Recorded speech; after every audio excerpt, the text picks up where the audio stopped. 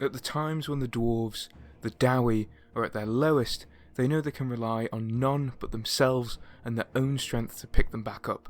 This doesn't mean, though, that there isn't a dwarf out there looking out for his people, wandering the lands, assisting the dwarves whenever they are in their greatest time of need. With a great white flowing beard, a long cloak with runes from Valea herself, and an axe, blessed by Grimnir, the white dwarf Grombrindal steps into battle along his brothers and sisters, fighting with an unbridled rage against every enemy the dwarves have. Hello folks, welcome back. As you've probably guessed, today we're going to be talking about Grombrindal, the white dwarf. A few of you did ask for a dwarven-centered video, and so I got to working on it, thinking of the dwarf that was worth featuring. There were a good few that came to mind, but I think Grombrindal stood out. The White Dwarf is arguably one of the most influential figures in Warhammer, not because of anything he does in the setting, mind you, though he does have a big role to play. No, the White Dwarf is so influential because it's the name of the Warhammer magazine by Games Workshop, showing you just how much of a spotlight they were willing to put on the stunted fella. Grombrindal is a dwarf who not only has a difficult name, but by all accounts of his sightings has lived for centuries, if not millennia. He often walks the old world in the guise of an old prospector, covering himself in a mantle and taking a mug of ale wherever it is offered in friendship. He's not tied to any particular carrack or dwarf hold, nor does he lead a great army or rule a kingdom. Grombrindal's sole purpose, as far as his white dwarf persona is concerned, is helping the dwarves in their hour of need. He is known to appear on battlefields at random, emboldening the hearts of dwarves around him and attacking their enemies with great fervour. Each time he appears, even the harshest of battles will turn towards the dwarves' favour.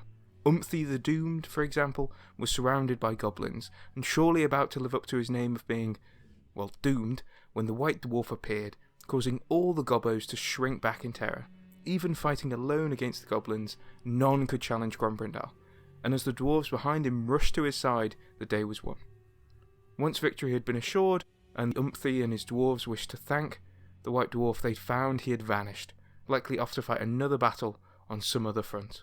There are plenty of stories like this throughout Warhammer Fantasy's lore, of Grombrindal showing up and then disappearing, but he doesn't just appear on the field of battle like Thor in Infinity War. He has been spotted on campsites before the dawn of a battle and roaming the ramparts of a hold under siege. Whenever he is seen, it fills dwarven hearts with hope, as they know they are likely going to win the day. He is a mythic figure among the dawi, a legend that comes to life every so often, protecting them when they're at their lowest, and he's been doing so since the War of the Beard, aka the War of Vengeance, aka the big massive war that took place between the dwarves and the elves, while humanity was still rubbing two sticks together to see if it can make a spark. Grombrindal not only inspires his fellow dwarves with his great bearded presence, but he can also kick some major behind on the battlefield. I'm talking demigod levels of destruction here, as at the Battle of Thrag, he's credited with killing 10,000 warriors of chaos to rescue Ungi No Chance, ironically giving him a second chance at life. Actually, while we're on the Battle of Thrag, let's talk about something else the White Dwarf picked up during this conflict, and that was the Scale of Glimril. Found clenched in the teeth of a Chaos Lord, Glimril appeared as a metal entirely unknown to the dwarves, thinking it could have been forged by the ancestor gods themselves. This metal was then used to forge armour for Grombrindal, which he has worn ever since.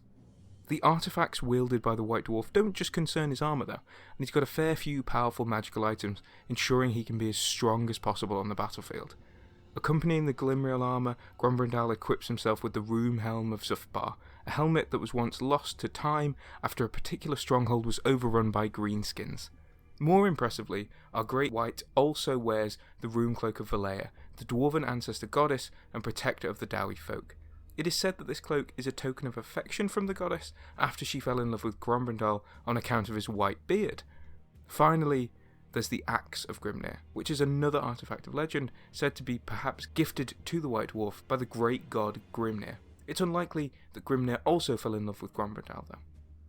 Speaking of Valea's love for the dwarf, it is said that this could be one of the origin stories for Grombrindal. Some say that he was once a paramour of Valea, beloved by all the dwarven gods, which makes him sort of their emissary, sent to save the dawi when the gods notice their plight.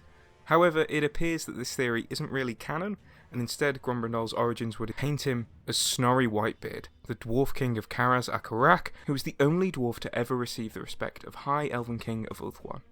Snorri led the dwarves for a long time, keeping the peace and generally being a great guy.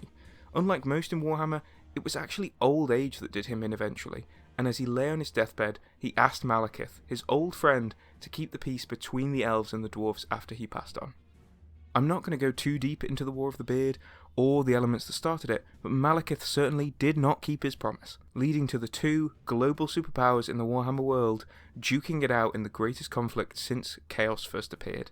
The war ended when Gotrek Starbreaker took the Phoenix King's head, but at least some part of the Dwarven victory was accredited to a mysterious figure with a white beard and a purple cloak. This would mean that Snorri Whitebeard, if he is Grombrindal, likely did have some assistance from the gods in keeping him alive for so many years. Either that or the sheer rage that he had for Malekith just prevented Snorri from passing on. We didn't know for a fact that Grombrindal was Snorri up until the end times, despite it being the leading theory. You see, the end times may have brought about some of the worst writing, but it also did grant a few nice character moments when GameShop remembered to put them in. One of these moments is when Grombrindal finally tracks down the source of all his hatred and rage, the elf that betrayed him and began the slow decline of the Dawi race. The conflict between the White Dwarf and Malekith is a fairly quick one, as even with Malekith's powers and combat prowess, he doesn't stand a chance against Grombrindal, who has his axe ready to deliver the killing blow in moments. Grombrindal doesn't kill Malekith though. Instead, as he looks down upon the defeated elf, he can no longer see the twisted, malevolent Dark Elf Malekith has been known for all these years, and the White Dwarf can't help but see the person he once called a friend. Grombrindal actually forgave Malekith as he saw that in the end times he had become separate from the evil that had corrupted him.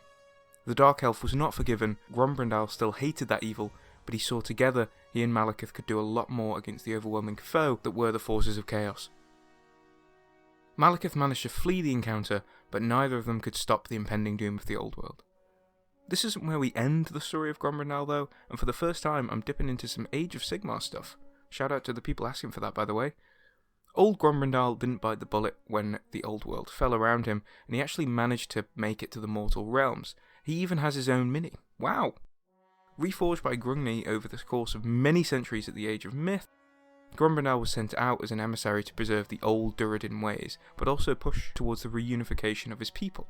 Largely, the role he plays is the same, a mythical dwarf of the Dawi or Duradin past that shows up when they need him the most, charging into battle with incredible strength.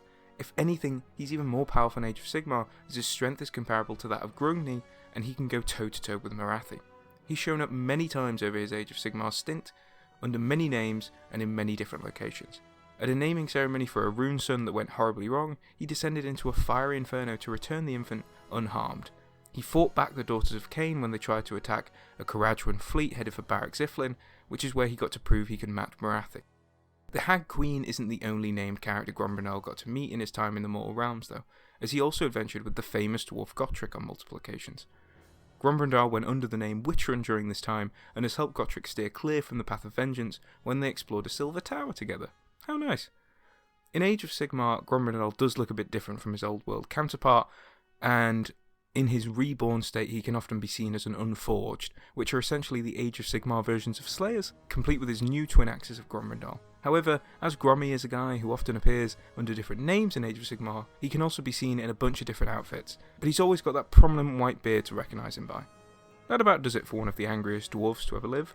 I think Grombrindal is one of the more engaging dwarves in Warhammer lore, and I like how Games Workshop have used him for some of their better long-form storytelling with the tale of vengeance between him and Malekith.